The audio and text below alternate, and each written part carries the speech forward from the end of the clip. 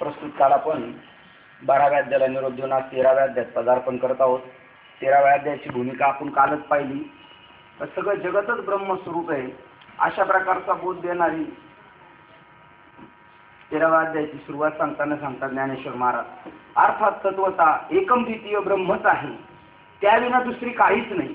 परमार्थता ब्रह्म चैतन्यच, पण अज्ञानामुळे त्याच्या ठिकाणी दृष्टी वृत्ती आणि ज्ञान उत्पन्न होऊन ते दृश्य रूप देहाशी तादात्म्य पावते, म्हणजे भ्रमाने जीवकोटीत प्रविष्ट होते. वास्तविक सर्व खलविदम ब्रह्मच आहे, सगळं जगतच ब्रह्मस्वरूप आहे. पण ज्या वेळेला जीवाला भ्रम पडतो, तो पाहतो त्याला त्याचं स्वरूप वेगळं वाटतं, जग दिसतं, स्वतःचं स्वरूप वेगळं दिसतं, देहात प्रेम, आणि त्यामुळे त्या आत्मस्वरूपाला भ्रांती पडली, जीवाला भ्रांती पडली आणि तो जीव झालेला आहे. नाही तर जर त्याला स्वरूपाचं भ्रांतीच नाही पडली, म्हणजे जसा खांब आहे की भूत आहे म्हणल्यानंतर तेव्हा घाबरलेलं आहे, तसं हे जग आहे का देव आहे. जर देव आहे तर घाबरायचं काहीच कारण नाही, पण जर जगत दिसतंय आणि म्हणून ते भीतीला कारण झालेले, आणि त्यामुळे ती भ्रांती घालवण्यासारखा हा 13वा अध्याय आणि याचं सविस्तर वर्णन करणार आहे. कशावर दिसतोय भ्रम, कशावर जग दिसतंय, ती गोष्ट आपल्याला सांगणार आहे. हा आपण 13व्या अध्यायात आता पदार्पण करत आहोत. पहिलीच ओळ आहे पहा, आज संकष्टी चतुर्थी आहे आणि ओळ पण बघा कोणती आलेली, आत्मरूप गणेशू केली स्मरण. गणेशाचं स्वरूप सांगितले इथं. गणेश म्हणजे आकाराचे नाही, गणेश बुद्धीचे दैवत आहे. बुद्धीचं दैवत हे सुद्धा न्यूनपणा आहे त्यांना, कारण गणेशच आत्मा आहे. बुद्धीचं दैवत म्हणजे आत्मस्वरूपापासून बाजूलाच झालेली, कारण बुद्धी सुद्धा मी नाही. आत्मरूप गणेशू केली स्मरण. कोणत्या गणेशाचं स्मरण करायचंय? आत्मरूपाचं. आणि पहिली बी ओळ ज्ञानेश्वरीची ती तीच आहे, ओम नमोजी आद्या वेद प्रतिपाद्या जय जय सुसुविद्या आत्मरूपा. स्वतःला जाणणाऱ्या आत्मरूप देवाला माझा नमस्कार आहे. आणि तो देव म्हणजे देवा तूच गणेशू सकलमती अर्थ प्रकाशू.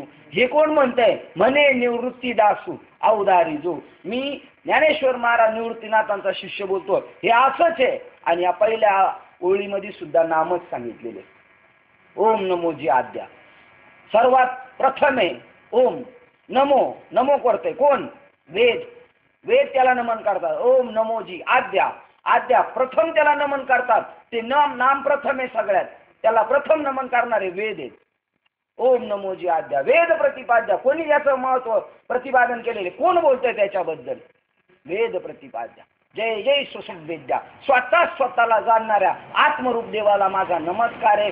आणि अवघाची संसार सुखाच्या घरी त्याचं शेवटचं चरण आहे, बाप रखुमादेवरू विठ्ठलाचे भेटी आपल्या सवसाठी करून ठेवले. सेवेसाठी नाही ना, काही मालिकेमध्ये सेवेसाठी लिहिलेले, काही ठिकाणी सवसाठी म्हणजे स्वरूपासारखं करून ठेवला. बाप रखुमादेवरू विठ्ठलाची भेटी, देवाची भेटीमध्ये त्याने आपल्या सवसाठी करून ठेवला. असं गणेशाचं स्मरण सांगितले. आत्मरूप गणेशू केले स्मरण. होय सकळ विद्येचे आदिकर. सगळ्या विद्या त्याच्या अंकित होतील जर आत्मरूप गणेशाचं स्मरण केलं तर. तेची वंदू श्री गुरुचरण ते नमस्कारोनी. ऐक्य किती दाखवले बघा. ओम आणि गुरु आणि गणपती वेगळाच नाही. तेची वंदू श्री गुरुचरण म्हणजे ते सगळ्या गोष्टी ओम. आणि अजून काय सांगितलंय? गणपती आत्मरूप हे सगळं कशामध्येच आहे? गुरुमध्येच आहे. तेच वंदू श्री गुरुचरण ते नमस्कारोनी. आता सर्व विद्यांचे आश्रय स्थान व आत्मरूप गणेशाचे स्मरण करून अर्थात तत्स्वरूप असणाऱ्या श्री गुरूंच्या चरणास वंदन करू. तत्स्वरूप म्हणजे गणेशासारखेच, आत्म्यासारखेच, बुद्धीचं दैवत आहे. सगळ्या विद्या जिथं विश्रांती स्थान, त्या सगळ्या विद्यांचं आश्रयस्थान श्री गुरु आहेत. ज्या श्री गुरुचे स्मरण केले असता सर्व शब्द सृष्टी स्वाधीन होते. आणि याच्यासाठी कीर्तनाला सुरुवात करताना बाबा लोक म्हणतात, पांडुरंगा करू प्रथम नमन दुसरे चरण संतांच्या, किंवा ओम नमो ज्ञानेश्वरा करुणा करा. असे त्यांची का आपल्या कृपा झाली का शब्दरूपी सृष्टी आपल्या अंकित येणार आहे. आपण जे म्हणू ना ते या ग्रंथामध्ये निघणार आहे. आपण वाचलेला नसणार आहे तो विषय, पण आपल्या मुखातून येणारा विषय तो ग्रंथामध्ये असणार आहे. ज्या श्रीगुरूंचे स्मरण केले असता सर्व शब्दसृष्टी स्वाधीन होते. म्हणजे उचित भावार्थास अर्थभरितरित्या शब्दांकित करून त्या स्पष्ट करण्याचे सामर्थ्य येते. आपल्याला जर चांगलं बोलता आलं वगैरे आलं तर समजायचं का ही श्रीगुरूंची कृपा आहे. त्या कृपेशिवाय आपल्या होत नाही. मग श्रीगुरू सगळ्यांना सारखीच कृपा करतात का कमी जास्त करतात? सारखीच करतात ना. सगळे का नाही सारखे असे होत? कारण जो जसा बसतो त्याला ते तसं भेट. ज्याला जेवढी ओढ पक्वादाला जशी ओढ लागल तसा पक्वादातून नाद बाहेर पडणार. हे सगळं वास्तव त्याच्यामध्येच आहे. कोण कोणाला देत नाही. फक्त काय होतं, श्रीगुरूवर प्रेम करणं म्हणजे काय, म्हणजे देवावर प्रेम करणं. देवावर प्रेम केलं म्हणजे सहजच जगतावरचं प्रेम संपलं आपलं, आणि त्यालाच विरक्त म्हणतात. आणि विरक्तांवर श्रीगुरूंची किंवा देवाची कृपा आहे. देव जो कोणावर कृपा करतो विरक्त जनांवर करतो. शब्दांकित करून काढण्याचे सामर्थ्य येते. या सर्व विद्या जीवाग्री येतात, आपल्या मुख जिभेवर येऊन बसतील. देवाला सुद्धा असं वाटतं कोणतं तरी पात्र पाहिजे ना, त्या पात्राकडून त्याला हे करून घ्यायचा, निरोप सांगायचा. मग तो विरक्तीचे पात्र काय वाक्य बघा, अन्वयाचे मुख येऊन संमत्व अनन्यता. हो, गहिनीना तर वाट बघत बसले होते, हा ठेवा द्यायचा त्यांना, देताना सुद्धा विचारपूर्वकच दिला पाहिजे. वारकरी संप्रदायामध्ये याला लय काटकशाने पाहतात, लवकर देतच नाही. काय म्हणतात त्याला, घाम काढून घेतात पारत्या, कीच काढून घेणार त्याला. काय वेळेला त्याही गोष्टी बऱ्या वाटतात आणि काय वेळेला वाटतात त्या गोष्टी बरोबर. कारण आपण कोण किस काढणार आहे, त्याच्या भाग्यात असेल ना तेव्हा भेटल. आपले ते सोमोशी मामा आहेत, त्यांचे व्याई आहेत, फार मोठ्या महाराजांबरोबर बसणं उठणे, वारकरी संप्रदायाच्या अध्यक्षांबरोबर बसणं उठणं, असे सगळे महाराज त्यांच्याकडे बसावं, कोणाकडे त्यांच्या वेळाकडं. आणि यांनी माळ घातली ना अनुग्रह घेतला, अनुग्रह घेतले त्यांच्या वेळांनी त्याला विचारलं माळ घातली, हा मग कोणता मंत्र घेतला, गुह्य मंत्र घेतला का उघडा मंत्र घेतला. ते म्हणले गुह्य मंत्र घेतला. तर व्याई म्हणतात गुह्य मंत्र कसं काय घेतलं तुम्ही. ते म्हणले माझ्या भाग्यात होता म्हणून मी घेतला. याचा अर्थ त्यांच्या भाग्यात नाही, म्हणजे ज्याचं ज्याचं भाग्य असेल त्याला ती गोष्ट भेटली. कोणा ना कोणाच्या मार्फत कशा ना कशाना निमित्ताने मिळतं. त्याच्यात आपलं कर्तृत्व घ्यायचंच नाही. त्यामुळं कर्तृत्व नाही घ्यायचं, आणि त्या कर्तृत्वाचं मग भोक्तृत्व पण आपल्याकडे येत नाही. आपण काही केलंच नाही म्हणजे मी शेंगा खाल्ल्या नाहीत, मी टरपलीचं, मी चांगलं केलं नाही, मी वाईट नाही केली, ही जी भूमिका आहे ना ही स्वरूपाशी एकरूप असणाऱ्या माणसाची भूमिका. कारण मी ज्याला म्हणतात त्याला शरीर म्हणतात, आणि तो ज्याला मी म्हणतो त्याला आत्मा म्हणतो. आणि आत्मा अकर्तृत्ववान आहे, आत्मा काहीच करत नाही. तसेच भाषाला जीवाग्री येऊन राहतात. त्यावेळेला आपण ज्यावेळेला एकनिष्ठेने ज्या गोष्टी करू, अनन्य भावाने करू, त्यावेळेला ती गोष्ट आपल्याला सहज साध्य होत असते. तसेच भाषणाला इतके माधुर्य येते की ते अमृतासही फिके व पलीकडे सर म्हणते. पा काय भाषणात तुमच्या आपल्या ताकद काय निर्माण होणार आहे, अमृताला मागं सर म्हणून एवढी ताकद तुमच्या आमच्यामध्ये येणार आहे. तसेच भाषणाला इतके माधुर्य येते की ते अमृताला फिके व पलीकडे सर म्हणते. व तोंडातून निघणाऱ्या प्रत्येक अक्षरात नवरस अनुकूल सेवक होतात.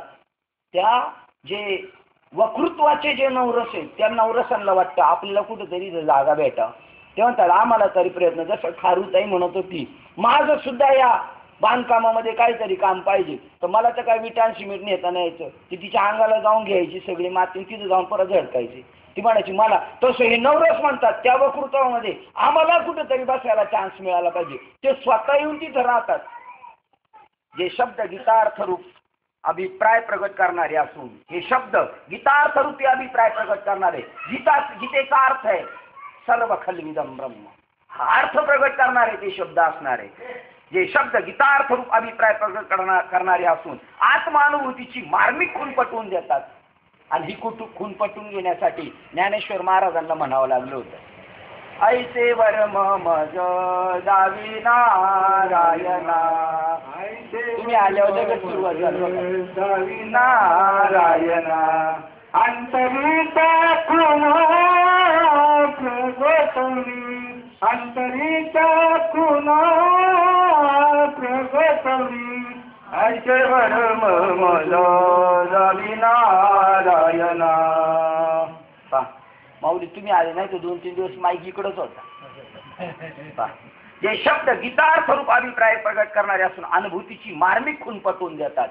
अनुभूतीची बरं का, हे वाक्य फार महत्वाचं आहे. स्वानुभवाची खूण पटवून देतात असं आहे. आणि आपलंच आपल्याशी संवाद होतो. अरे बापरे असं होतं होय, तुका म्हणे होय मनाशी संवाद, आपल्याच मनाशी संवाद होतो असं होतं. त्याची खूण पटवून देतात. आणि ज्यामुळे निरनिराळ्या तत्वविचारांची सूक्ष्म फरक स्पष्ट होऊन संपूर्ण तत्वज्ञान हस्तगत होते. सगळ्या गोष्टीचा निवाडा वेगळीकरण करून तो पाहतो. काय वेगळीकरण आहे पाहता याच्यामध्ये सांगणार आहे. आपल्याला वाटतं फार बोजड विषय परमार्थ म्हणजे तत्वज्ञान म्हणजे फार बोजड विषय. हरिपाठामध्ये नाथ महाराज सांगतात एक 3 5 मेळा 25 36 तत्वाचा मूळ हरी. म्हणजे आपण म्हणतो बापरे हे तुला अवघड नाही, तत्वाचा अभ्यास काय, त्याचे तत्व काय सांगितले माहिती का? पंचप्राण, पंचविषय, पंच इंद्रिये, पंच ज्ञानेंद्रिय, पंच कर्मेंद्रिये, पंचविषय असे 5. त्याच्यामध्ये मन, बुद्धी, चित्त, अहंकार या सगळ्या गोष्टी मिळून काय झाले? ही 36 तत्व झाली. आता आपल्या ही रोज आपल्या नित्याची व्यवहाराची, पण आपल्याला काही कळणार नाही. ही 36 तत्व म्हणजे याच्या मिळूनच हे शरीर झालेलं आहे. याच्यात पंचप्राण आहे, प्रत्येकाकडे पंचविषय, पंच कर्मेंद्रिय, पंच ज्ञानेंद्रिय, हे सगळं काम, क्रोध, लोभ, मद, हे एवढे 36 तत्व मिळून एक परमात्मा झालेला आहे, तो मूळ हरी. मग ते म्हणतात पहा, अनुभूती दृष्ट्या मार्मिक खून पटवून देतात आणि ज्यामुळे निरनिराळ्या तत्व विचारांची सूक्ष्म फरक स्पष्ट होतं, संपूर्ण तत्वज्ञान हस्तगत होते. जेव्हा आपले अंतकरण श्री गुरुचे चरण धरून राहते. काय धरून राहायचे? अंतकरण. बरं का, श्री गुरु सुद्धा समजले पाहिजे. श्री गुरु म्हणजेच देव आहे. आणि धरणारं तरी कोण आहे? पण ज्ञानेश्वरी म्हणून म्हटले साधकासाठी थोडं द्वैत स्वीकारून सांगितलेले. आपल्याला त्या स्थितीवर जायचं ना, म्हणून आपल्याकडे शिष्यत्व वृत्ती स्वीकारलेली. नाही तर आपण शिष्य बी नाही. जर एखाद्या पूर्ण ज्ञानी माणसाला विचारलं तुम्ही कोण आहे, ते म्हणतात मी शिष्य नाही. मग तुम्ही गुरु आहे का? मी गुरु नाही. मग तुम्ही कोण आहे? ब्राह्मण आहे का? मी ब्राह्मण नाही. मी वैश्य नाही, मी शूद्र नाही, मी काळा नाही, मी गोरा नाही, मी ज्ञानी नाही, मी अज्ञानी नाही. मी कोण आहे? अहम ब्रह्मास्मी, मी ब्रह्म आहे, मला काहीच नाही स्वच्छ. हे सगळे गबाळ आहे आपल्यावर आलेलं. मी गुरु आहे, मी शिष्य आहे, मी ज्ञानेश्वरी बोलतो, मी भागवत बोलतो, हे सगळं आपल्यावर काय आलेले? हे गबाळ आहे, गबाळ. आणि याच्याबद्दल तुकाराम महाराज म्हणतात, काय म्हणतात? गबाळाच्या परी पडू नका. इकडून सांगतात अनेक नका भरू गबाळाच्या परी. आता राहू द्या. हे सगळं गबाळ घेऊन चाललेली आहेत माणसं. पहा, श्री गुरुचे तरुण म्हणजे त्यांचे नेहमी स्मरण ठेवते. अंतकरणात पाहिजे आपल्या, म्हणजे बाकी पुढं नको. आपल्या अंतकरणात ती गोष्ट पाहिजे. उलट सानिध्यात जवळ असून काय होतं माहिती आहे का? माणसाला जवळ असून काय होतं? अति परिचयात आवडण्या किंवा अजून एक प्रमाणे बघा की ते जवळ असल्यानंतर आपल्याला त्याच्यातले दोष गुण दिसतात. आठवतं का प्रमाण? प्रमाण आठवत असत की आपण जर नेहमी सानिध्यात असलो तर आपल्याला दोष गुण, त्यापेक्षा दुरून डोंगर साजरे दिसणार. आपण लांबून संत संगती न करावा वास, काय वाक्य?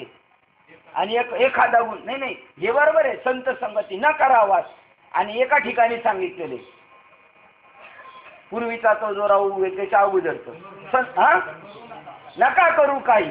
मला एकाने सांगितलं होतं जे बिनसलं होतं आणि बाजूला निघून गेलं होतं. आणि हरिपाठात असं वाक्य होतं, नका करू काही, संत संग धरा, पूर्वीचा तो दोरा उघडे.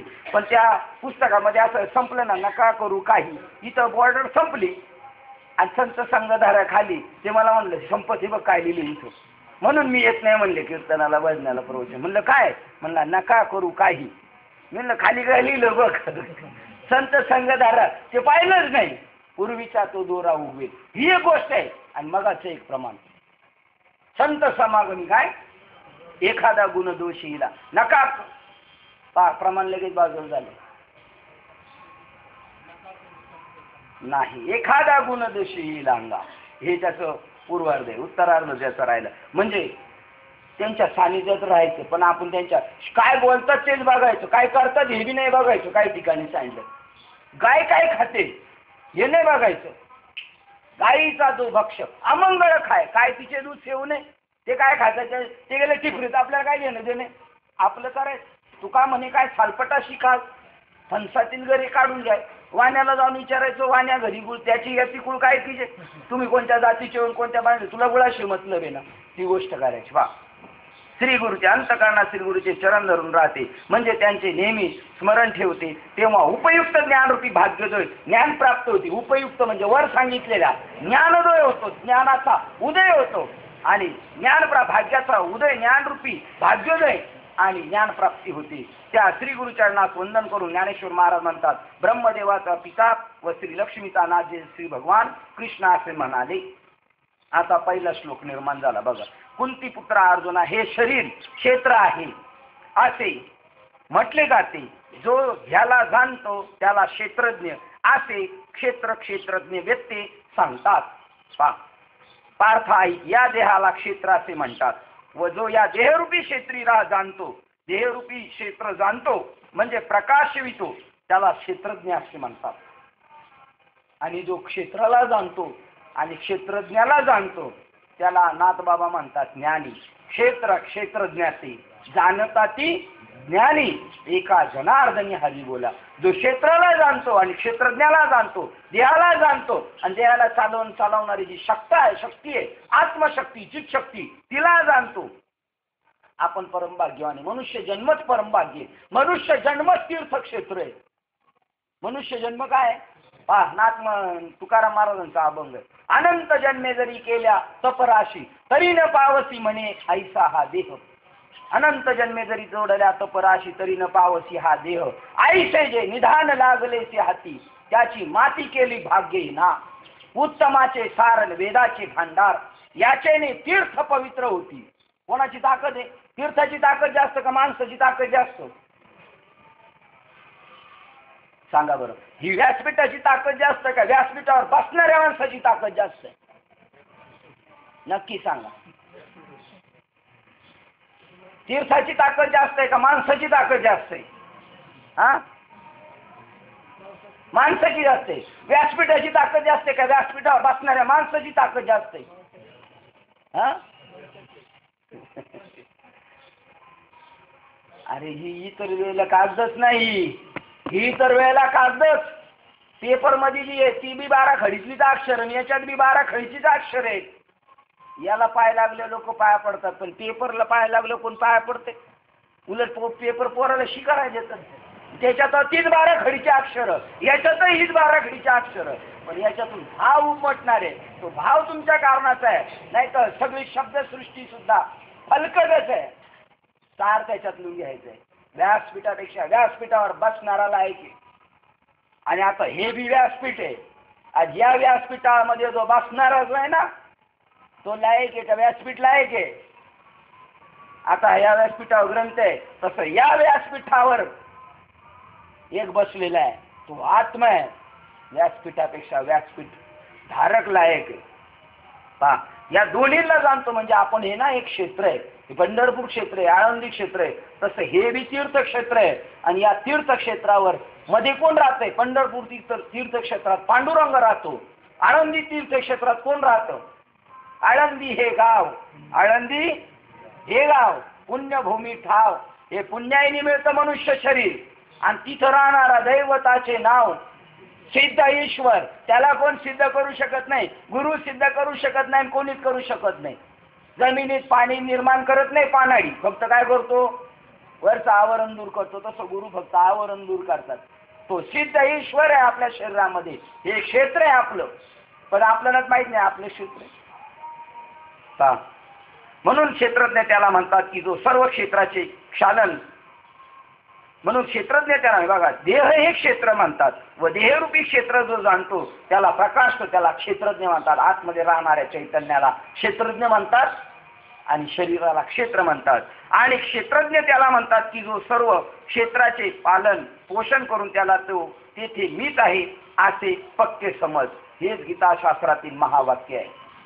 काय गीताशास्त्रातले महावाक्य बघा. आणि क्षेत्रज्ञ त्याला म्हणतात की जो सर्व क्षेत्राचे पालन पोषण करत असतो व येथे मीच होय असे पक्के समज.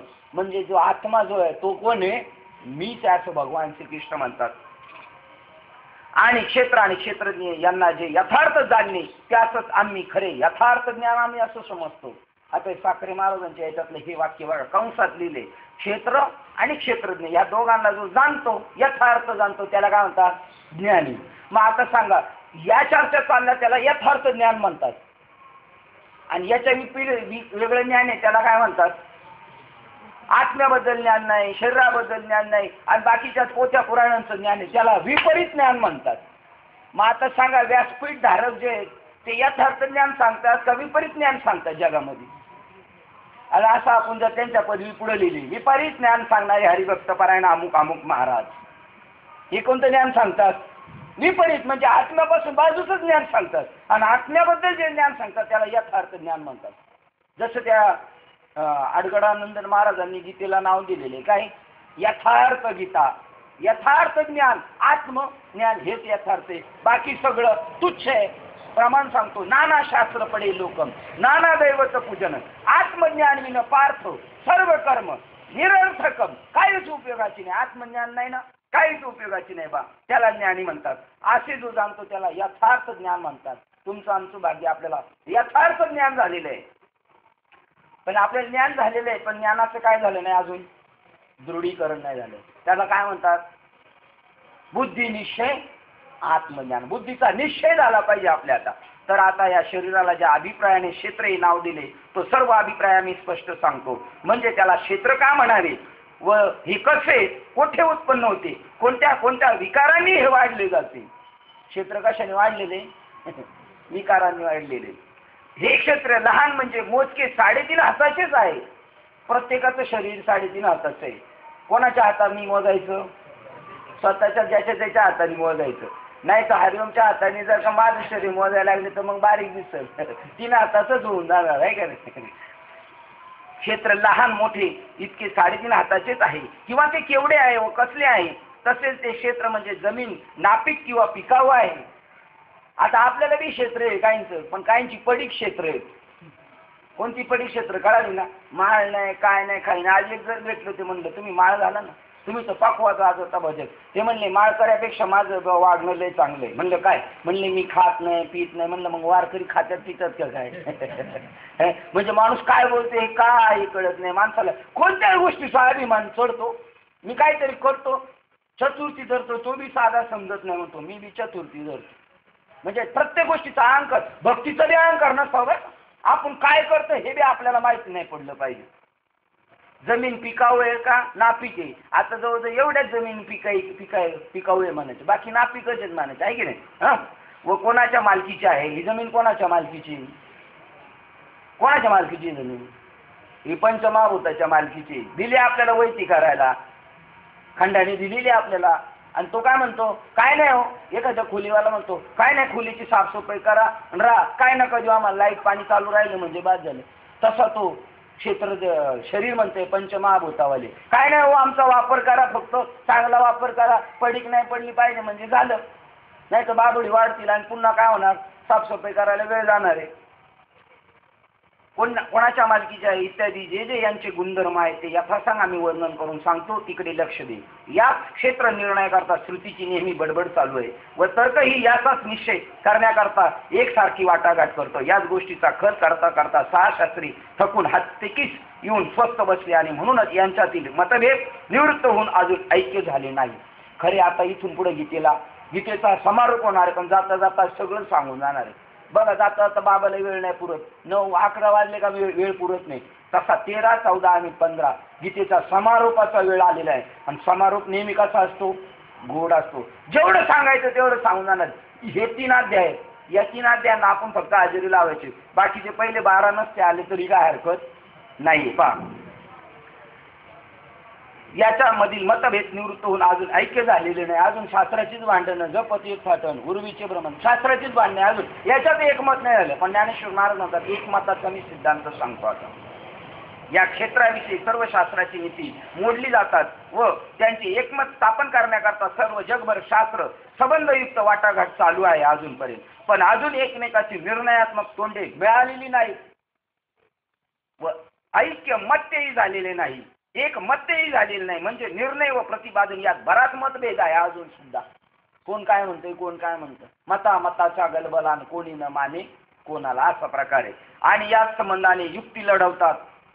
निर्णय प्रतिपादन करण्यात बराच वेळ मतभेद आहेत आणि याच संबंधाने युक्ती लढवता बडबडीची शिकस्त झाली.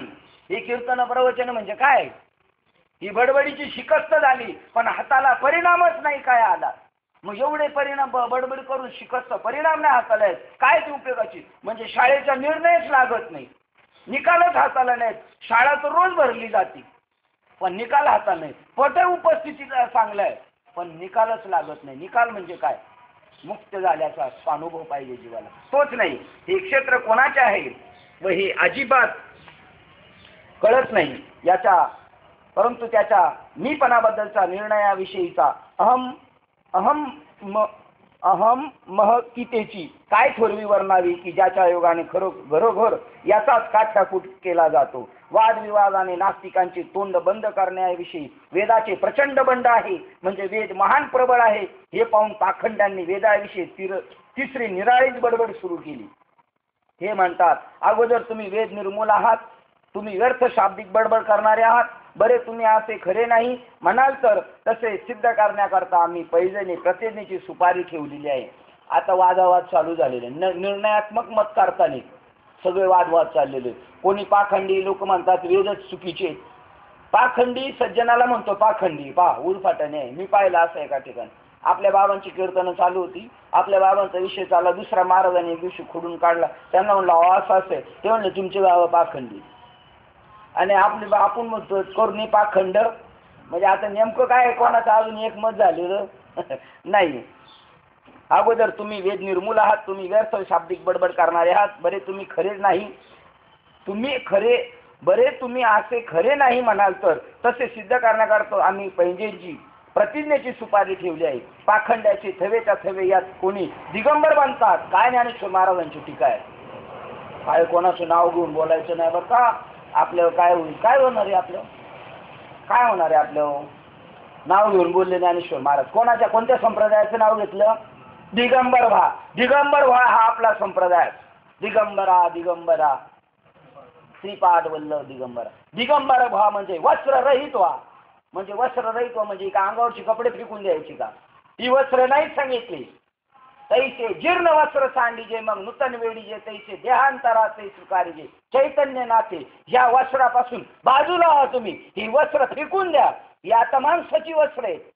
उद्या कुत्र्याची वस्त्र भेटतील, गाढवाची वस्त्र भेटतील, बैलाची मिळतील, झाडाझुडपांची वस्त्र मिळतील. या वस्त्रापासून बाजूला व्हा.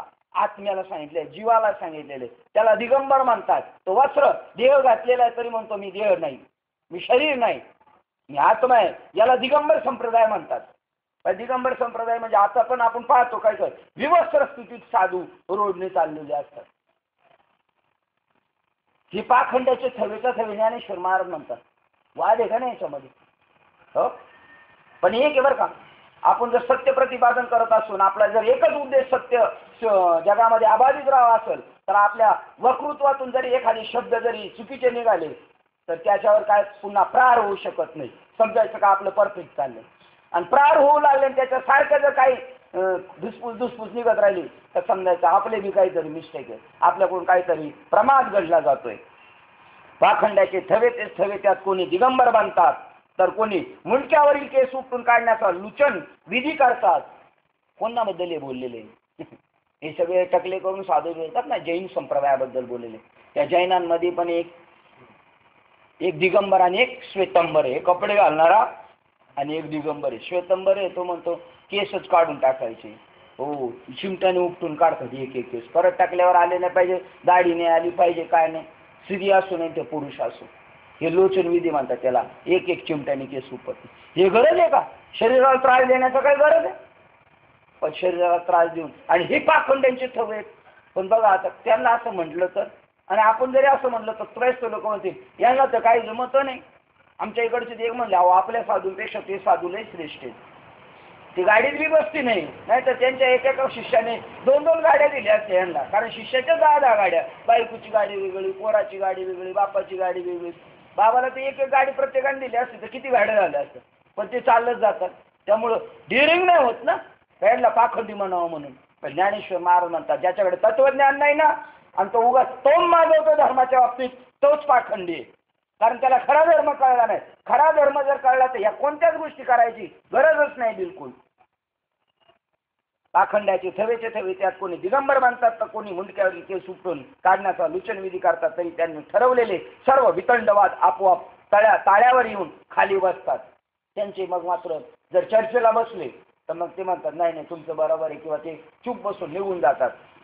हे क्षेत्र मृत्यूच्या सपाट्यात सापडून निरर्थक जाईल असे पाहून त्या निमित्ताने क्षेत्र निर्णयार्थ व त्याच्या संरक्षणार्थ योगी पुढे सरसावले. जे मृत्यूला भितात ते योगी एकांतवास करून नियमाचे साधन समुदाय जमवतात.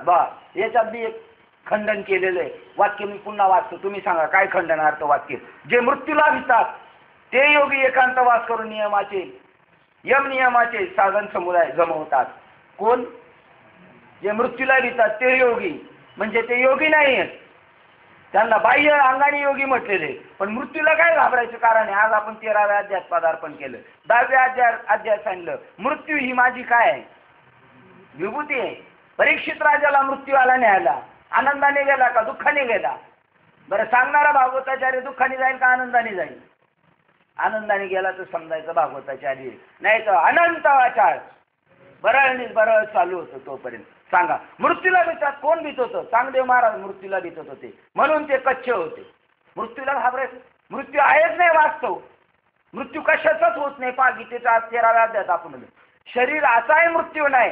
शरीर ज्याच्या अधिष्ठानावर आहे त्या पंचमहाभूताचा सुद्धा नाश नाही आणि आत्म्याचा बी नाश नाही. अर्जुनाचं दोन्ही बाजूनी पाहिलं तर काहीच कशाचाच नाश नाही होत. कशाला घाबरायचं मग? फक्त नाश होते फक्त आकाराचा. म्हणून काल्याला ठेवलेलं मडकं फोडलं तरी मातीचं नुकसान नाही त्याच्यामध्ये. मातीचं नुकसान आहे नाही आहे, त्याच्या आतमधल्या पोकळीचं नुकसान आहे नाहीये. फक्त मातीचं त्या खापराचं काय झाले, आकार मिळाला होता त्या मातीला, त्या आकाराचा नाश झाला आणि तो आकार संपला तरी पंचमहाभूतात विराजमान होतात. म्हणजे आपला माणूस मेल्यानंतर त्याची जाळपोळ झाल्यावर दुसऱ्या दिवशी कार्यक्रम आहे कोणता? सावडायचा. मग त्याची हाडं निवडायची, ती मडक्यात भरायची, माती उचलायची, त्याच्यात नेऊन पाण्यात टाकायची, धुवून चकाचक सगळे जिथे तिथं घालवली. अग्नी अग्नीत गेला, वायू वायूत गेला, माती मातीत गेली, पाणी पाण्यात गेलं. आणि आता थोड्या राहिल्यात ना, चला जाऊन कुठेतरी तीर्थाला जाऊन टाकून द्या. म्हणजे कशाचंच नुकसान होत नाही, सगळं जागच्या जागेवर राहतं. या क्षेत्राचा आपण निर्णय करूया. पहा, जे मृत्यूला भीतात, मृत्यूला घाबरला नाही पाहिजे. ज्ञानी माणूस मृत्यूला घाबरला नाही पाहिजे, कारण मृत्यू हे माझं स्वरूप आहे. परीक्षित राजाला काय न्यायला आला तक्षक? या म्हणाला, मी तुम्हाला ओळखलेले, या, मी तुमच्या बरोबर निघायला तयार आहे. सांगा, यमाला सुद्धा यमच न्यायला आलं होतं की नाही? धर्मराजाला सुद्धा यमाचंच स्वरूप होतं. चालले चला, तुकाराम महाराज सुद्धा आनंदाने गेले. तो योगी एकांतवास करून यम नियमाचे समुदाय जमवतात. या क्षेत्राचा आपण विचारपूर्वक निर्णय करू व या अभिमानानेच श्री शंकरांनी राज्य सोडले. कोणी? पा शंकरांनी. आणि त्यापासून आपल्या उपाधी लावून सोडले आणि त्याचपासून आपल्या उपाधी लावू नये म्हणून ते स्मशानात वास्तव्य करून राहिले. उपाधी लागू नये म्हणून बाजूला जाऊन राहिले. हा निर्णय करता या क्षेत्राचे ज्ञान करून घेणारा अशी प्रतिज्ञा करून शंकराने वनात राहून 10 दिशा हेच आपले पांघरून असे मानले व काम हा योग भ्रष्ट करणारा, लाच खाऊ मोह पाडणारा असे जाणून त्यास जाळून कोळसा करून टाकले. याच गोष्टीचा निर्णय करण्याकरता ब्रह्मदेवाला असलेली जरी 4 मुखे जोरावर आली असली तरी त्यालाही या क्षेत्राची अचूक ओळख पटत नाही. ती नाहीच. कोणाला? शंकर निर्णयात्मक मत घेण्यासाठी जाऊन बसले स्मशानात आणि ब्रह्मदेवाला अजून 4 मुखांनी चर्चा चालली तर विचार चाललोय. माझ्या डोक्यात सध्या तोच विचार आहे. एखादा माणूस भेटला का म्हणतो माझ्या डोक्यात तोच आहे. अरे तुला एकच डोके आहे, ज्याच्या डोक्यात ज्याला 4 डोके आहे त्याचा सुद्धा अजून निर्णय लागलेला नाही. पण ज्ञानेश्वर महाराजांचा निर्णय लागला का नाही? आमच्या तुकाराम महाराजांचा निर्णय लागला का नाही? यांचा निर्णय लागला, त्यांचा निर्णय अद्याप लागलेला नाही. म्हणून तुम्ही संकालिक संत मनविता कृपावंत. संकालिक म्हणजे सगळ्यातून निवृत्त झालेले, कशात लचांड मध्ये सापडलेले नाहीये. ते येथून क्षेत्र विषयक मताचा अनुभव करतात. कोणी जीववादी असे म्हणतात की हे सर्व, आता प्रत्येकाचं मत सांगतात आणि नंतर लास्टला फायनल मत सांगतात. क्षेत्रवादी म्हणतात हे सर्व जीवाच्या सर्वस्वी मालकीचे असून त्याची सर्व व्यवस्था पाहणारा वहिवाटदार कुळ प्राण आहे. हे म्हणतात हे शरीर जीवाच्याच मालकीचे आणि याची वहिवाट जाणारा प्राण पाहतो. कारण ज्या प्राणाच्या घरी त्याचे 4 भाऊ अपान, व्यान, उदान व समान हे अंग मेहनतीने झटणारे आहेत व त्याच्यावर मनासारखा देखरेखीचा कारभार करणारा अतिव चतुर कारभारी आहे. त्या जीवाजवळ 5 ज्ञानेंद्रिय व 5 कर्मेंद्रिय मिळून 10 इंद्रिय रूपी बैलाचा ताफा समुदाय असून तो प्राण रात्र आणि दिवस काही न म्हणता शरीराने चांगली मेहनत करून घेऊन विषयरूपी शेतात राब काढतो. मग कर्तव्याची वाप चुकवून, काय कर्तव्याची वाप आहे आपल्या? विहित कर्मापास चरणाची संधी दवडून व अन्यायाचे बीज पेरून त्याला वाईट कर्माची खत घालतो. म्हणजे आपलं विहित कर्म आहे, आपल्याला ईश्वराकडे जायचं, त्याच्यासारखीच कर्म तिकडे घेऊन जाणारी कर्म करायची, ती वाट चुकवतो आणि निषिद्ध कर्माकडे जाऊन पडतो. वाईट बीज पेरून वाईट कर्माची खतही घालतो. तर या योगाने बीजाप्रमाणे अनवित्त पापरूपी अतिशय पीक येते व मग कोट्यावधी जन्मापर्यंत हा जीव दुःख रूपच भोगतो. 84 लक्ष योनीमध्ये आता जे करू ते आपल्याला 84 लक्ष योनी भोगायचं. एक एका कर्माचा एक एका क्षणाला एक एक जन्म आहे आपला. 84 लक्ष 100 वर्ष काय कर्म करील माणूस? 100 वर्ष जगतोय का माणूस? समजा 80 वर्ष सरासरी धरावं, 80 वर्षात जी कर्म करेल त्याला 84 लक्ष योनी, त्या योनीमध्ये कोटी कोटी फेरे बा किती कर्म करावं लागणार आहे कोणत्या. आणि इथं जर एकाच क्षणात जर ठरवलं त्याची जाळून राग करायची तर मग जन्म राहू शकत नाही. येण्याची शरीरे शरीर आहे नेसरी किंबहुना येरझार चिरापडे. जन्म मरणावर दगड टाकण्याचं काम या शरीरात होऊ शकतं. तर या योगाने बीजाप्रमाणे पापरूपी अतिशय पीक येते, मग कोट्यावधी जन्मापर्यंत जीव हा दुःखीत भोगतो. किंवा विधीची विहित कर्माचरण रूपी योग वाप साधून जर सक्रियेचे बीज पेरले तर मग शतजन्माच्या मापाने म्हणजे शतावधी जन्मापर्यंत सुखच मोजतो, म्हणजे भोगतो एवढे पीक येते. पण काही प्रकृतीवादी सांख्य असे म्हणतात की क्षेत्र हे जीवाच्या स्वाधीन आहे. हे म्हणणे बरोबर नाही. ते जीवाच्या मालकीचे म्हणता येत नाही. ते कोणाच्या स्वाधीन आहे इत्यादी सर्व काही खुलासा हवा असेल तर आम्हाला पुसा. अहो जीव हा उपरा वाट सुरू असून वाटेने चालत जात असताना क्षेत्रात नुसती वस्ती करतो आणि प्राण हा बलुतेदार असल्यामुळे अहोरात्र क्षेत्र संरक्षणार्थ जागा राहतो. पहिल्याचं मग दुसऱ्याने खोडून काढलेले. ज्या थोडंफार प्रमाणात त्यांचं सत्य पण आहे पण पूर्ण सत्य नाही. ज्या प्रकृतीची अनादि सिद्ध म्हणून सांख्यवाद्यांनी स्तुती करतात, सांख्य मतवादी स्तुती करतात, त्या प्रकृतीची या क्षेत्राच्या ठिकाणी वृत्ती म्हणजे वतन मालकी आहे असे समजा. आणि शेतकीस लागणारा सर्व जमाव बैल बारदाना आहे त्या प्रकृतीच्या घरचा असल्यामुळे या क्षेत्राची सर्व वहिवाटी घरच्या घरीच करते. या क्षेत्राच्या वाहतुकीच्या कामी मुख्य खटपट करणारे व मूळ कारणीभूत असणारे या सृष्टीचे जे मुख्य 3 गुण आहेत ते तिच्याच पोटी उत्पन्न झालेले आहेत. हे प्रकृतीपासूनच हे सगळं चाललेले निर्माण आहे. प्रकृतीच निर्माण करते, कोणीला मदत करत नाही. त्यात रजगुण हा पेरणी करतो. प्रत्येकाची उत्पत्ती रजगुणातून झाली. तितक्यात सत्वगुण हा राखतो, त्याचा सांभाळ करतो. मग एकटा तमोगुण सर्व पीक कापणी वा काढणी करून गोळा करतो. नंतर महत्त्वाचे खळे तयार करून काळ नामक जबरदस्त एकट्या पोळाकडून ती मळणी घालते व मग सूक्ष्म सृष्टीरूपी अव्यक्ताची चांगली आयती संध्याकाळ होते किंवा राज बनते. इतक्यात प्रत्येक बुद्धिमानांना संकल्पवाद्यांना हे बोलणे रुचले नाही, म्हणून ते म्हणाले की या तुमच्या कल्पना जाणीवा अगदी अलीकडच्या व स्थूल आहेत. अहो परब्रह्मापुढे या प्रकृतीची काय किंमत? या क्षेत्राची हकीकत आम्ही सांगतो, ती निवांतपणे ऐका खरी. शून्य निर्विवाद शून्य निर्विशेष शय्याग्रहात पूर्ण लीनावस्था रूपी पलंगावरील बिछाणार एक बलवान संकल्प निजला होता. तो अकस्मात जागा झाला व तो दैववान असून आपल्या नित्याच्या उद्योग व्यापारात नेहमी तत्पर होतो. म्हणून याला त्याच्या इच्छेने रूप एक ठेवा मिळाला आणि संकल्पाच्या निर्गुण परब्रह्म स्वरूपाच्या केवळ सत्ता स्फूर्तीच्या आधाराने त्रिभुवना एवढी बागही त्याच्या साह्यामुळे खटपटीने प्रमाण गोचरतेस आली आहे. देवाला संकल्प झाला, ही अर्ध सत्यच सांगितलं.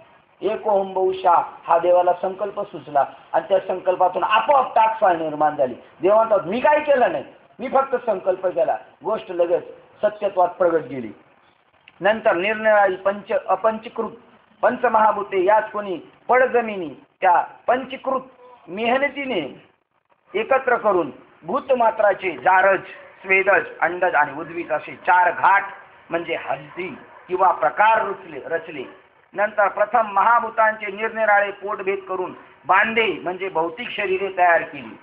त्या घाटाच्या मनुष्यरूपी शेताच्या दोन्ही बाजूस कर्म व अकर्म याच्या ताली घातल्या व त्यामधील निकस नापिक माळ जमिनीची म्हणजे पशुपक्ष्यांची ही सुपीक राणे बनवली. ती नापिक जमीन आहे, तिथं काय करत नाही. पशु काय पाप पुण्य जाणती, ती फक्त भोग येणे आणि याच्यामध्ये आपल्याला काय करायचं ते करू शकतो आपण.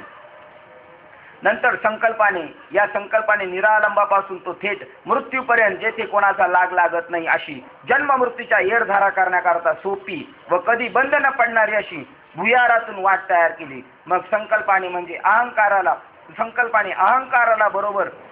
अहंकाराबरोबर जन्मभराचे ऐक्य करून बुद्धीकडून चराचराची वहिवाट केली. जो संकल्प मला देह व्हायचा आहे त्या संकल्पाने अहंकार म्हणजे शरीराशी तादात्म्य धरलं आणि मग 84 लक्ष योनीमध्ये तो संकल्प देह अहंकार धरल्यामुळे 84 लक्ष योनीची टाकसाळमध्ये त्याला जन्म आणि मृत्यू भोगावा लागतात.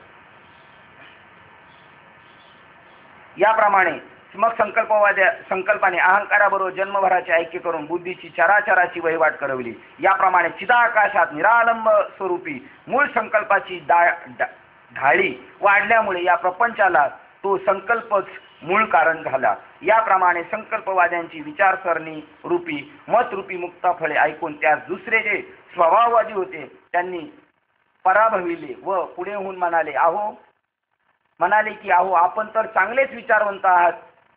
काय हे आपले मत व ही आपली विचारसरणी? परब्रह्माच्या गावात जर संकल्परूपी शेज म्हणजे लीनावस्था बिराड आहे असे म्हणावायचे तर मग त्या परब्रह्म स्वरूपी सांख्यांची प्रकृती का मानू नये?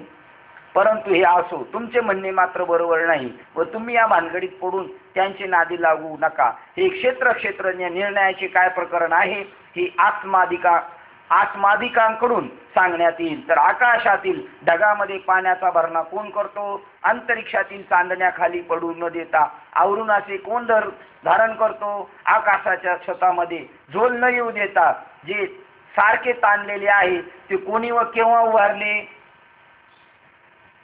आकाश काय पडदा आहे का? आकाश पडदा आहे?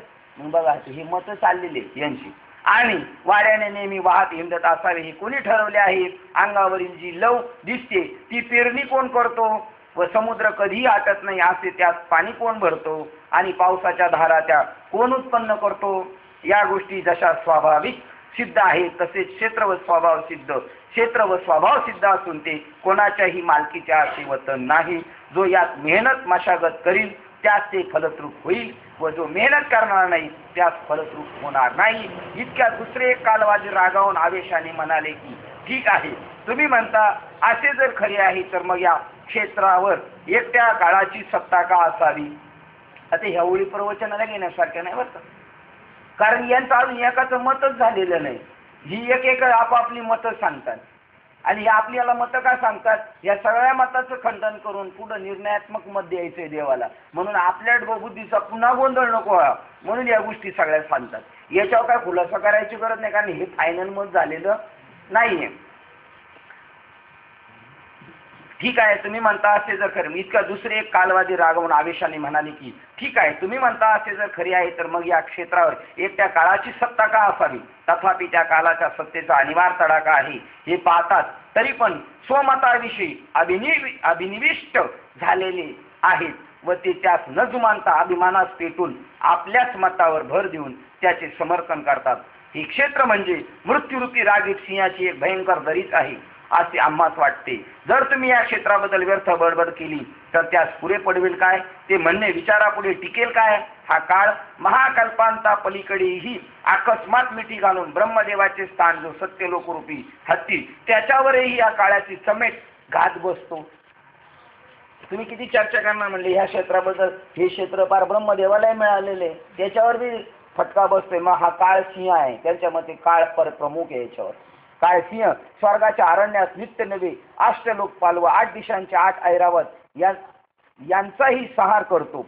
म्हणजे काळ श्रेष्ठ यांच्यामध्ये काळा स्वतः याच्यावर अंकित. याच्या केवळ अंगवायूने जीवरूपी मृग निर्जीव होऊन जन्म मृत्यूच्या खळग्यात पडून भ्रमण करीत राहतात. या काळाने हाताचा पंजा केवढा मोठा पसरला आहे तो पहा की यच्च यावत जगदाकार रूप हात कोणी एक हत्ती तो याने आपल्या तळ हाताच्या चवड्या धरला आहे, म्हणून सर्व काळाची सत्ता आहे असेच आमचे खरे म्हणणे आहे. याप्रमाणे अर्जुना या क्षेत्राबद्दल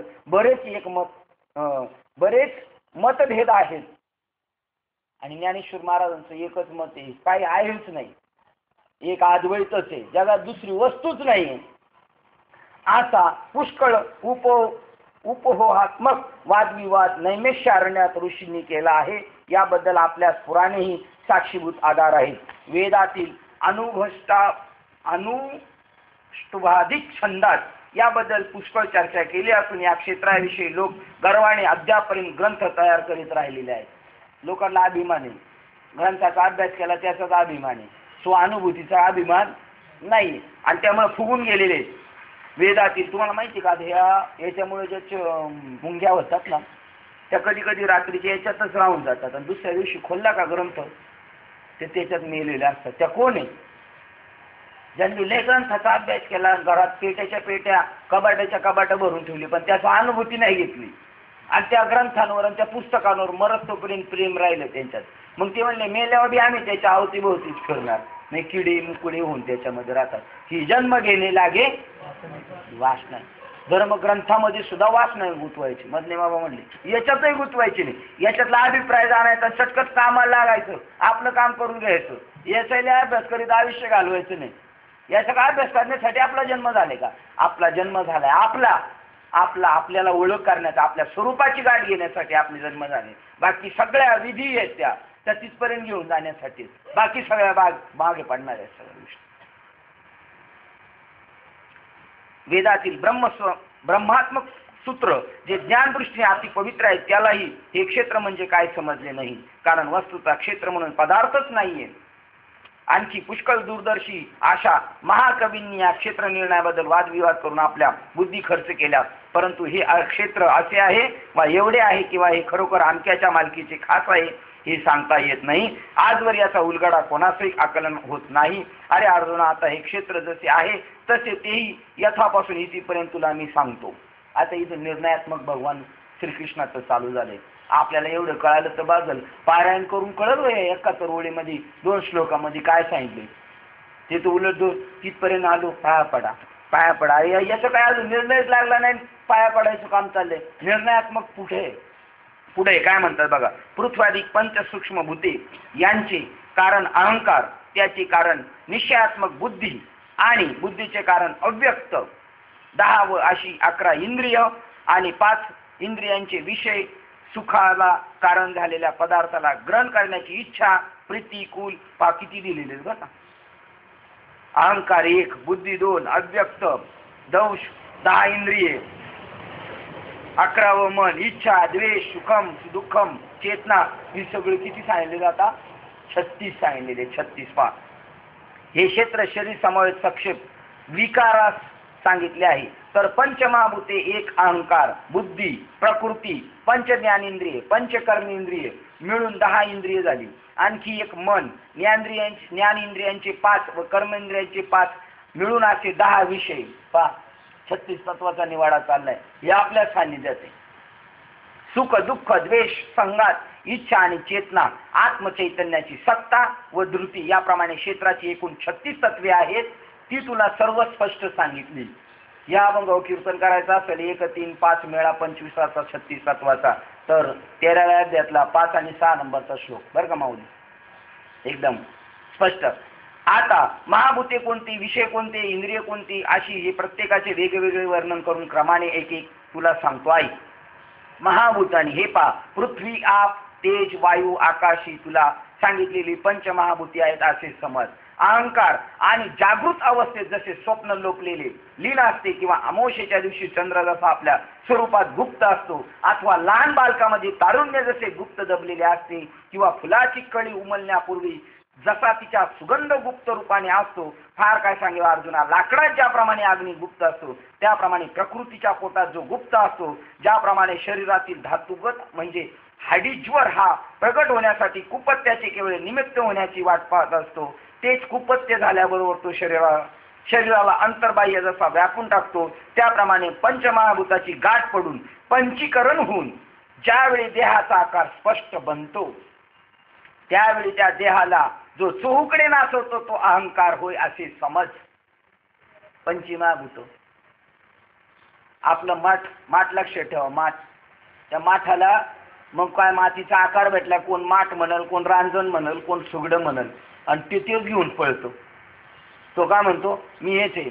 जसं आता हे काय हा धातू आहे पण हा काय समजणार आहे, मी गडवा आहे, मी तांबे आहे. हा अहंकार आणि हा त्याला नाचूत राहील. तो त्याची ओळख करून देते. हे पुस्तक म्हणजे हा ग्रंथ म्हणतो, मी कोण आहे? ग्रंथ आहे. हे लाकूड काय म्हणतो माहितीये का? मी काय आहे? मी व्यासपीठ. आता या लाकडाने काय काय समजलं पाहिजे स्वतःला? याने काय समजायला पाहिजे? मी कागद आहे समजायला पाहिजे, यांनी धातू समजायला पाहिजे. ते नाही समजत. आणि आपल्याला जो आकार भेटला त्या आकाराला लाकूड म्हणायला लागला. आता मी कोण आहे? व्यासपीठ. आणि मग त्याला चौकडे नाचवतो. तसा जीवाला जे शरीर भेटल त्या शरीरामध्ये जो राहतो आणि त्या शरीराबद्दल त्याला अहंकार निर्माण होतो. मी अमुक आहे, मी अमुक आहे, मी अमुक आहे. आणि अशामुळे त्याला 84 लक्ष होण्याची टाकसाळ भोगावा लागते. या अहंकाराची अशी काही मौज आहे की तो विशेष करून अज्ञानाच्या पाठीस लागत नाही. कोण? दे अहंकार. आणि बा हे वाक्य काय? आता ह्या अभंगाची कोणत्या अभंगाची सोडवणूक करायची तर तुम्हाला सांगतो. या अहंकाराची अशी काही मौज आहे की तो विशेष करून अज्ञानाच्या पाठीस लागत नाही, पण सज्ञानाच्या मानगुटीच धरतो आणि त्याला नाना प्रकारच्या संकटात घालून गोते खावास लावतो. अभंग बघा, आपण आरती झाल्या म्हणतो, अहंकाराचा वारा कोणाला? माझी विष्णुदासा भाविकांना. ज्यांच्या गळ्यात माळ नाही त्यांच्याबद्दल नाही बोलत बरं काही. ज्यांनी माळा घातल्यात, विष्णुदास झालेत, आता विष्णुदास झाले पण परत त्यांना अहंकार येईल. अहंकार झाला होता, प्रल्हाद झाला आणि देवाबरोबर परत युद्ध करायला गेला. पहिला देव बापाला सांगितलं देव नाही अशी एवढी जागा नाही, पण नंतर हा गादीवर बसला, राजा झाला. आणि मग याचे गुरु कोण झाले? राजाचे त्यांच्या राक्षसातले गुरु कोण होते? शुक्राचार्य. त्याने डोकं भरवलं, काय माणूस आहे, बापाचा बदला घेणार नाही. त्या विष्णूने कपटाने येऊन तुझ्या बापाला मारलं, तू काय त्याच्या पोटाला येऊन उपयोग केला? बापाला मारलं तुझ्या, खुशाल बसलेला आणि त्याचं गुणगौरव करतो. नाही म्हणलं, आता मी त्याचा हिसाबच करतो. कोणाचा? विष्णूचा हिसाब करतो म्हणायला लागला. आता बघा, आता केवढं काय, कोणाचं डोकं आहे? हो, प्रल्हादाचं. त्यांनी माळ घातली होती, त्याला अनुग्रह झाला होता, प्रबोध झाला होता, सगळं झालं होतं त्याला. तरी तो म्हणला आता मी देवाशी झुंज करी. मग देवाने त्याचा अहंकार घालवला. म्हणजे अहंकार कोणाला नाचवतो? अहंकार ज्ञानाला नाचवतो, ज्याला कळतं. आणि म्हणून आपल्याबद्दल प्रार्थना केली साधू संतांनी. दुर्बुद्धी आहे कोणाला? काल्याचं कीर्तन करणारा माणूस मागणी करतो. तुमचं काय घेणं देणं त्याला काय माहित नाही, पण तो मागणी करतो देवाकडं. दुर्बुद्धी ते म्हणा बाबा भाऊ नको नको, हे जग आहे ना बहुरंगी माया बहु विखुरली. परत रिटर्न माणसाला मिळते. या मोबाईल मध्ये सारखं एक वाक्य पुढे बॅक. आता कधी आपण एखाद्या नंबर काढला तर बॅग दाबलं का त्या जर एखाद्याचं नाव सेव केलेलं आहे हांडे महाराज, तर जो उडून जातो मग हांडे महाराजला फक्त. म्हणजे बॅग यायला माणसाला वेळ लागत नाही. ते म्हणतात काय आरतीचं होतं नंतर, माझी या विष्णुदासा. बरं, अजून कल्पनेची बाधा नऊ कोणी काढली कोणाला? संत मंडळी. म्हणजे ही बी बघतील, ही इथपर्यंत आलेली बघतील, पुढची साधूची गॅरंटी. साधूला काळजी, हे अर्धवट प्रवास केलाय. गुरुजी जो पेपर तपासणार असतो ना, पेपर तपासणार गुरुजी, तो पाहतो 33 मार्क पडले त्याला, 33 आणि 2 मार्काने हा नापास होईल आणि याचं वर्ष जाईल. तो गुरुजी काय करतो माहितीये का? स्वतः लिहितो त्याच्यासारखा अक्षर काढून आणि ते 2 मार्क देऊन पास करतो त्याला. आपण म्हणतो काठावर तरी झाला, बरा झाला. अरे हा काठावर नव्हता, याला बळच काठावर आणलेला आहे. तसं साधू किंवा देव म्हणतो हे माझं भक्त आता एवढ्या जवळ आलंय आणि 2 मार्कांनी नापास होईल. आता याची काळजी कोणली केली पाहिजे? शिक्षकाला. कारण शिक्षकाने वर्ष घालवले त्याच्या पाठीमागं. त्याला असं वाटतं याचं नको वर्ष झालं, माझ्या वर्षाचा पगार आहे पण याचा वर्ष फुकट जाईल. तसं हे साधू निघालंय, अहंकाराचा वारा. ही संत मंडळी सुखी असो. आणि आता एवढ्यांना परत या संतांना सांगितलं नामा म्हणेत आहे असावे कल्याण. कोणाचं कल्याण असावं? ज्या मुखी निधान पांडुरंग, ज्याच्या मुखात सतत नामस्मरण चालू आहे त्याचं कल्याण असू द्या. आता बुद्धी सांगतात बघा, या अहंकाराची अशी मौज आहे, तो ज्ञानाला मानगुटीच धरतो आणि त्याला नाना संकटात घालतो. हे यदुराज श्रीकृष्ण म्हणतात अर्जुन ऐक, बुद्धी आता बुद्धीजीला म्हणतात ती अशा लक्षणावरून जाणावी ती सांगतो. तीव्र इच्छारूप कामाच्या जोरावर इंद्रिय वृत्तीच्या साह्याने विषयाचे समुदाय जिंकून आणतात. त्या सुखदुःखांच्या लुटीचा जेव्हा हिशोब म्हणजे साक्षात्कारात्मक भोगाची निवड करावी लागते, तेव्हा जी सुख व दुःख या दोन्हीमधील जे बरे वाईट असा योग्य निवाडा निश्चित करते. हे सुख आहे व हे दुःख आहे, हे पुण्य आहे हे पाप आहे, हे अशुद्ध व हे शुद्ध असा जी योग्य निवाडा करते, जिच्या योगाने निंद्य उत्तम असे समजते, लहान मोठे कळते व जिच्या दृष्टीने जीवाकडून विषय परीक्षा विषय परीक्षा केली जाते, जी वीरवृत्ती ज्ञान तत्वाचे मूळ कारण आहे, जी सत्वगुणाची वाढती दशा आहे. बुद्धीबद्दल बोलतात, सत्वगुणाला वाढवणारी बुद्धी आहे, कारण ती निवाडा करणारी आहे. चांगलं काय वाईट काय निवाडा करते. जी वृत्ती ज्ञान तत्वाचे मूळ कारण आहे, जी सत्वगुणाची वाढती दशा आहे, आणि जी आत्मा व चिदाभास रूपी जीव या दोहांच्या मध्ये संधीत राहत असते. आणि म्हणून आपल्याला असं वाटतं, मला एक असं वाटतं असं करावं, एकदा असं वाटतं असं करावं, कारण की दोघांच्या मध्ये कधी हे याला फरफटीत नाही तर ती तिला फरफटीत नाही. तर म्हणून अर्जुना, जी वीरवृत्ती ज्ञान तत्वाचे मूळ कारण आहे, सत्व बुद्धी, बुद्धी जी आहे ना हीच ज्ञान तत्वाची कारण, ती करते निवाडा करते. हे चांगलं आहे त्याच्या पाठीमागे घेऊन जाणे, ज्ञानाचा निवाडा करणारी जी सत्वगुणाची वाढती दशा आहे, आणि जी आत्मा आणि चिदाभास रूपी जीव, जीवन आत्मा एक का दोन, कल्पना झाल्यामुळे जीव झाला, आणि त्या दोहींच्या मध्ये ती राहते. फक्त लगेच गाडी घालून देऊ शकते. तिने जर सांगितलं ना जीवाला, हे जीवा तू जीव नाही, तू आत्माच आहे, एवढा निवाडा केला का काम संपलेले. या दोहांच्या मध्य संधीत राहत असते. अर्जुना, हेच बुद्धीचे संपूर्ण लक्षण होय व तीच बुद्धी होय असे तो समज. आता अव्यक्ताची सर्व लक्षणे सांगतो, ऐक. आता अव्यक्ताची लक्षणे आपण उद्या पाहूया. आज आपल्याला संकष्टीचा प्रोग्राम साजरा करायचा. 8 वाजलेले 89 क्रमांकाच्या ओळीला थांबतो. निवाडाचं ज्ञान चालू झालेले, आपल्याला सारासार विचार देणार आहे ज्ञान हे. या ज्ञानेश्वरीची आपल्याकडून उपासना होते, त्या निमित्ताने आपण सर्व भाग्यवान हो. आणि जनाबाई आपल्याला ती भाग्यवान आहे असं आपल्याला सांगते. वाचेल जो कोणी जनी त्याची लोटांगणी, आपण त्या भाग्याला आहोत. संतांनी आपल्याला लोटांगण घालावं एवढी का आपली लायकी बिलकुल नाही, पण त्यांनी आपल्याला मनाचा मोठेपणा करून देऊ. जसं पोराला सांगितलं, पोरगं लय हुशार आहे, पोरगं लय हुशार, बाळा आण रे तांब्या भरून, तरच ते तांब्या भरून आणते. त्याला म्हणलं, हे मूर्खा आण, तर मी चाललो, मला अभ्यास आहे. ते अभ्यास करीतच नसतं, पण ते म्हणतं अभ्यास आहे. तसं आपल्याला रडत राहू घोड्यावर बसून ज्ञानेश्वर महाराज आपल्याला स्वरूपाच्या ज्ञानापर्यंत घेऊन जाऊ इच्छितात. ओळ क्रमांक 89 आपण थांबतो. झालेली सेवा हृदयस्थ सद्गुरू सच्चिदानंद श्रीपाद बाबा रामदास बाबा अधिष्ठान परमात्मा श्री गणरायाच्या चरणावर, तुम्हा सर्वज्ञांच्या चरणावर सेवा समर्पित करून सेवेला आपण इथे पूर्ण विराम देऊया. पुंडलिक श्री